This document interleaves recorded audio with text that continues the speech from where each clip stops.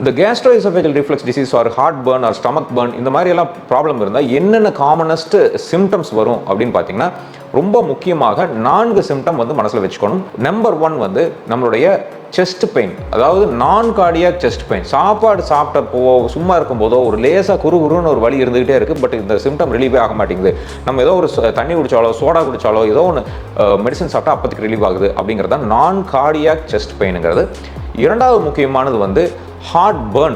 அப்படின்னா என்னன்னா நெஞ்சிலேயே எரிச்சல், நெஞ்செரிச்சல்னு திரும்ப நம்ம சொல்லிட்டு இருப்போம். மூன்றாவது ரீகர்ஜிடேஷன், ஸ்டமக்ல இருக்கிற சாப்பாடு மேலே எது கழிச்சு வந்துடும், டடக்குன்னு ஏப்ப வர மாதிரி இருக்கும், உடனே நெஞ்சு கரிச்சல் வந்த மாதிரி இருக்கும். இது வந்து ரீகர்ஜிடேஷன், சாப்பாடு இரைப்பையில் இருக்கிற சாப்பாடு உணவு குழாய்க்கு திரும்ப வந்துடுறது தான் அந்த சிம்டம். நான்காவது முக்கியமான சிம்டம் வந்து precancerous state or oesophagitis or oesophageal ulcers or oesophageal Barrett's ஈசோஃபேகஸ்ங்கிறது. இது எல்லாமே இந்த மாதிரி கிரானிக்காக இருக்கிறதுனால உணவு குழாயில் பெர்மனண்ட்டாகவே சின்ன புண்கள் ஏற்படுறது தான் 4வது முக்கியமான சிம்டம்.